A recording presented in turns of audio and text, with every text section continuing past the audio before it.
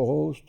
Also sitting in with us today is Bernard Lee, and our guest today is Phil Plasterer. He's a veteran of Afghanistan in the National Guard. Yes, sir. Currently in the National Guard, and I'm a veteran with the 82nd Airborne Division. 82nd Airborne. So I deployed out of Fort Bragg. Oh. Yeah, so 82nd Airborne Division with out of Fort Bragg, we went to Afghanistan. Okay, but is that part of Fort Wayne here? That is not. This is the unit patch for them. So this deployment sleeve. This is current duty sleeve. So yeah, you can be proud of that. Oh yeah, absolutely. Yes, sir. We're a very proud bunch. So the 82nd's been around for a long, long time. Yes, sir. Yeah. When did you first join up? I joined in 2008. It would be November 11th would be the day I signed. And I went off to basic at Fort Sill and stayed there for AIT. And then shortly after, it was 2009 when I graduated AIT and went to Fort Benning for Airborne School. When I finished that, qualified there, they sent me home for 4 months, or for 4 weeks, correction. And then I went to South Korea for my first duty station. Yeah. So while I was there, that was quite the experience. I learned a lot. It was a new world, but so. I was going to say now on 82nd Airborne, Mm-hmm. we relate that back to the paratroopers. Yes, sir. Today, is it still paratroopers or are they using choppers now? No, sir. We are still jumping out of airplanes. We are Yes, sir. paratroopers. Yes, sir. Still paratroopers. Yes, sir. Okay, very good. Yep. How many jumps have you made? I've had 17 jumps. 17. 17. So not as that's a low number for. I would have thought after the first one you'd have made up your mind not to do that again. Oh no! My fourth one in airborne school, I actually broke my wrist. You did, huh? I had to make it out of for the 5th time to get my wings. So Hit the ground and didn't roll right, or what? well, I just what happened was I got a hot wind, brought me up. So just say that this is the parachute. Come down, I got a hot wind. Well, it brought me up. Got a side wind at the same time. Brought me over. Dumped you. Just dropped me. Oh. Mm-hmm. So I kind of lost my formation and put my hands down first and just broke. Sure. So, but Okay. yeah, just got out the bird the last time. Didn't care how I landed. I just won my wings and then I qualified. So it was okay. Very Oh, good. yeah. Go ahead, Carl. Well, I was just going to say it Oh. takes lots of nerve, guts, if you want to say it that As long way, as it's still to flying. do that job. Yeah. Jump out of a good airplane, and Yeah, look at the ground. it's fun. I suppose it is. Yeah. How high do you usually jump from? Well, at airborne school, they jump from 1,250 feet. But at 82nd, we train jumping out at 800 feet. But then it also depends on the aircraft that you're jumping out of. I jumped out of a Sherpa, which is a small prop plane, fits about 15 people, and you fall out the tail end. You don't jump out a door. And that you jump out at 1,500 feet off the ground. Static line or Static free? line, yes. So Static it's an line. automatic deployment of the parachute. Yes. Yeah, that's Okay. really not too high. No, it is not. That's why You it's are- static line. And Hey, when that chute coming out, was you going yeah, out? and if I was to be getting shot at, I didn't want to be in the air very long. I just No, wanted to be on the. Oh, I true. just wanted to get down to the ground. You know? True. But luckily, I never had to do that, and Yeah. the gentleman who had to do that, just Now that's a regular parachute, or is it the the T10. The T10 parachute's it's just a round parachute connected. Okay. How about those the ones that you can glide with? The wing. They now have the T11, and that you can they do have gliding bars that you can kind of toggle how You you steer 'em steer them a little bit. But the Golden Knights at the 82nd out of Fort Bragg, they're not part of 82nd, but they're at Fort Bragg. They do use gliding gliders. So I guess they can they can sneak do all the in tricks. from a long oh ways yeah, away. they can be real quiet. They can jump from probably 10,000 feet and come in Yeah. real quiet. Yeah. So Don't even know they're there. yeah. The lowest you jumped, you said, was about 800? The lowest, yeah, it would have been 800. They deployed when they jumped into in World War II. It was at 400 feet. So they're out, down 400 feet? 400 feet they were jumping. Well, you can make out the leaves on the trees at that Oh, yeah. altitude. Oh yeah, it's close. Yeah. You jump out, you get your pop of your Snap. parachute, Yep. and you And got the your feet on ground, ground. and then you got your ground, which is the best way to be. It's Yeah, but you hit pretty hard at that, don't you? yeah, they train you the PLF, parachute landing fall. Okay. Do you hit any harder at 400 feet than you would at 1,500? No, not at all. It's approximately what both. we've been told is you step up a ladder at 10 feet, jump off it, it's about that hard. 10 feet, that's... It's higher than I want to That's be. all I don't me. want to get up a ladder on 10 feet. Yeah. It does also depend on every situation, how Yeah. hard you hit. Yeah. So it does Yeah. depend on your weight, how fast you fall, air density, So Did you There's do, factors to be concerned. there are many factors. yeah. Do any jumping in Korea? No, sir. How about Afghanistan? No, sir. We did not. When we were in Afghanistan, everything's been ground.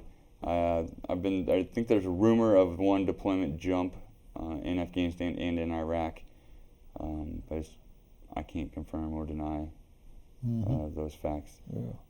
So, yeah, jumping was just. Do you know the reason why we jump? We jump into airstrips, secure them, and then we get airplanes down for boots on the ground. Oh, Okay, so okay. Also, there's many reasons why we do it, but that's the main one. What weapons do you jump with then? All of them. M4 on personal M4 guys will carry 240 Bravos or M240s and the saws and whatnot. Yeah. Well, yeah, we basically jump those with are all. machine guns, right? Well, the saw is- they'll let's see if they would do. We do the vehicles. We've jumped with vehicles, but they all go first. So the aircraft will come by, and they'll drop vehicles and cargo and whatnot, and then they'll do another swing by and we'll Yeah. jump out. So I've only jumped in training, so how they Yeah. actually do it. We train how we do it real.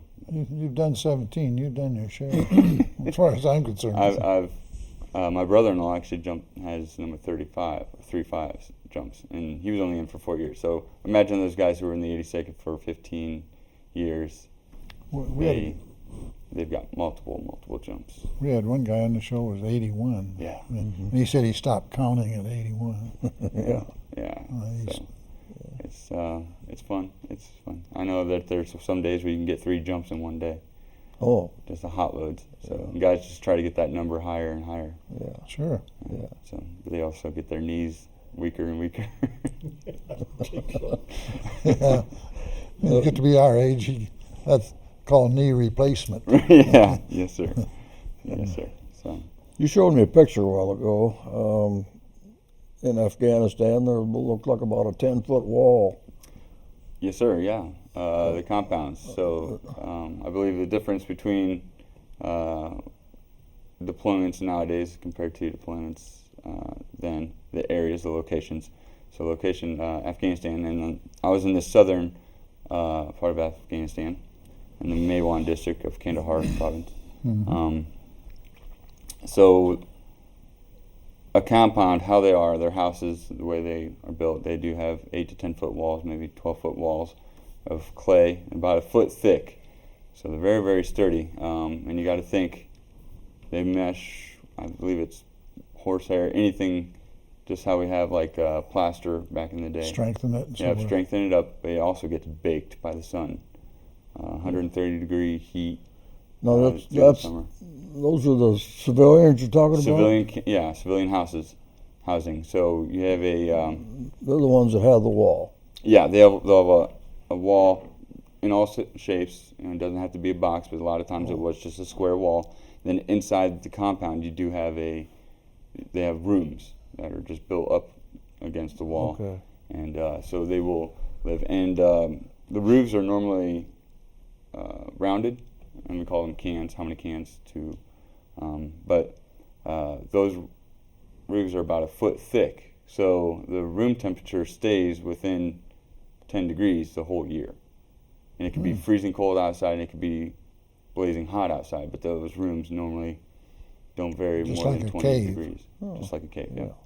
They're very, very smart people over there. Okay, now the place where the troops stayed, they had a wall around there as a compound too, Right. didn't We they? used, for the fobs that we had used HESCO walls. And those are, I would actually sit behind a HESCO, an 8x8 HESCO, and let an RPG hit the other side of it. That's how amazingly strong these HESCO walls are. But how they're set up is just, you got 8x8, you got 6x6, 4x4, different sizes of cages, and then they put burlap, what I think it was burlap, sacks in it, and then they just filled it with earth.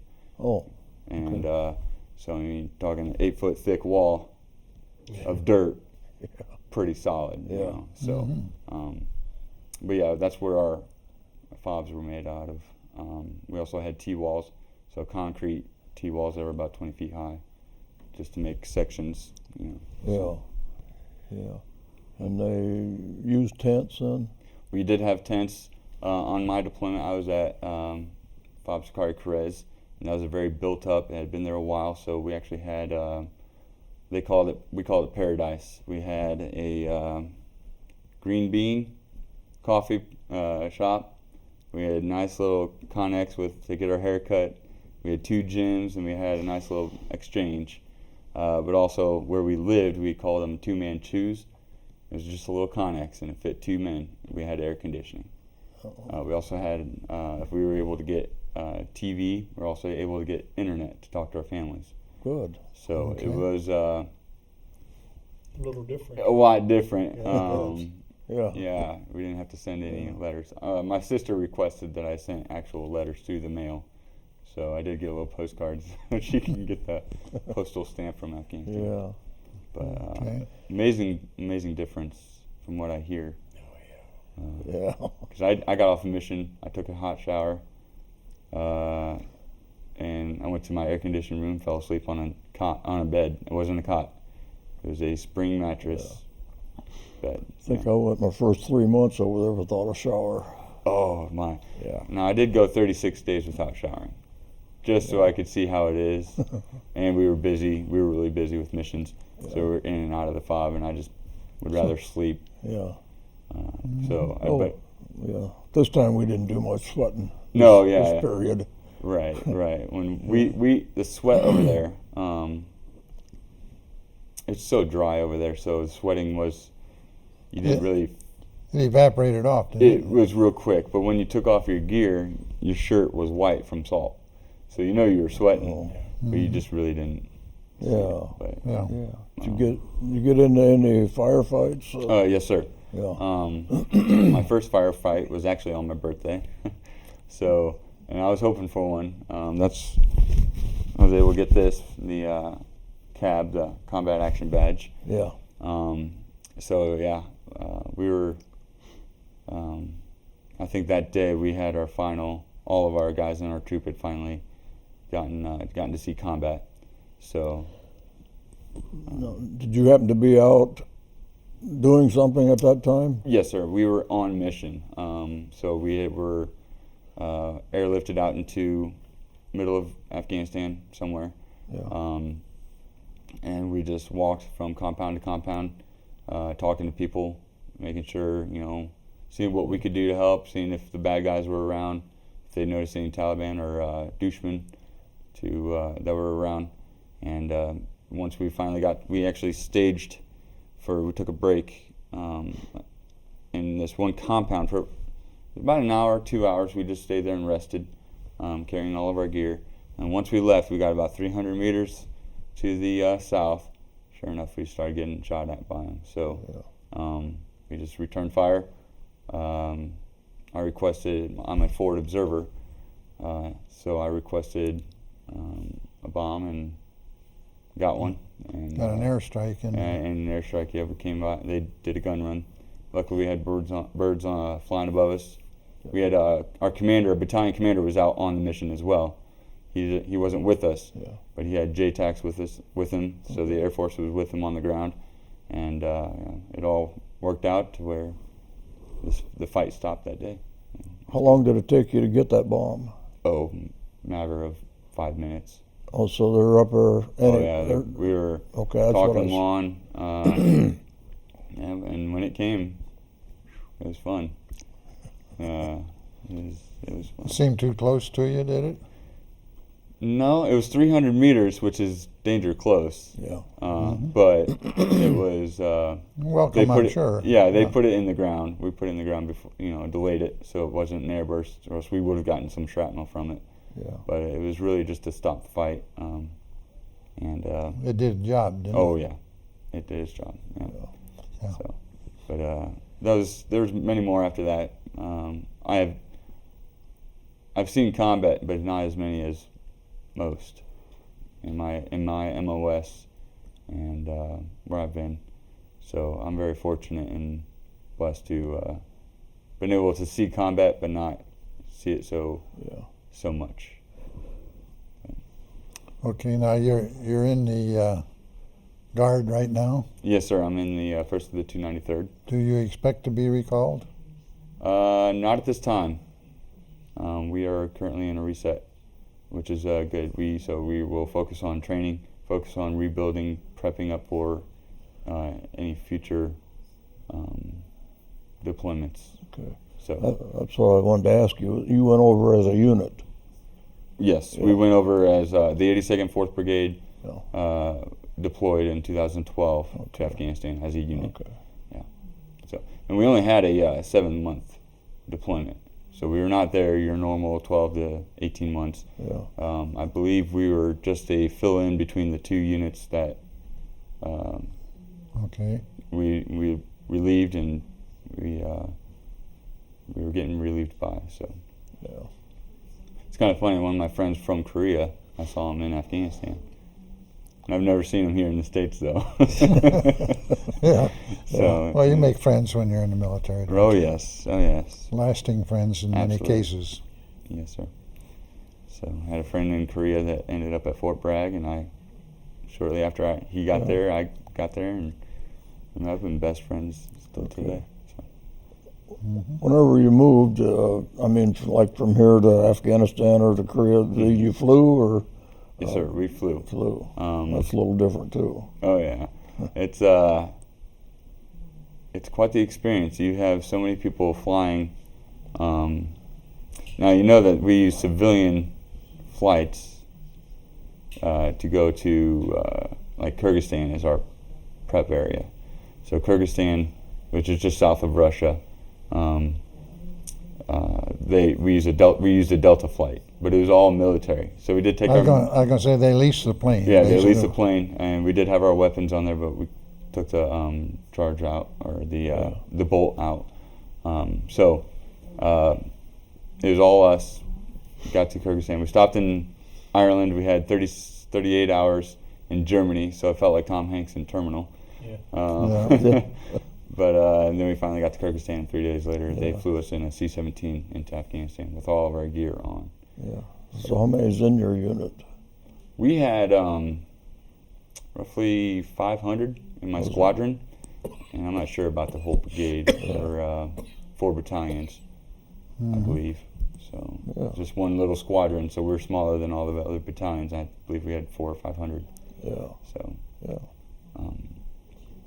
but it was fun.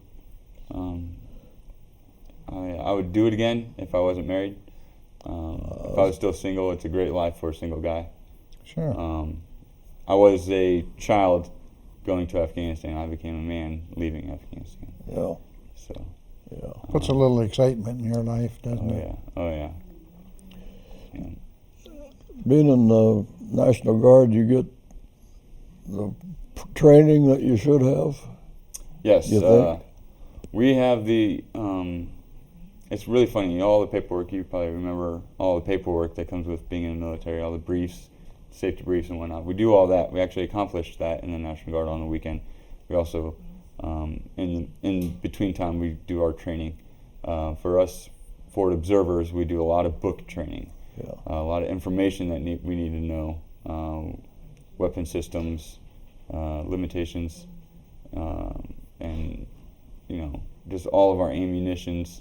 We need to know max ranges, minimum ranges. We there's a lot to our job as Fort observers Yeah. to understand. So a lot of us Fort observers keep our faces in a book.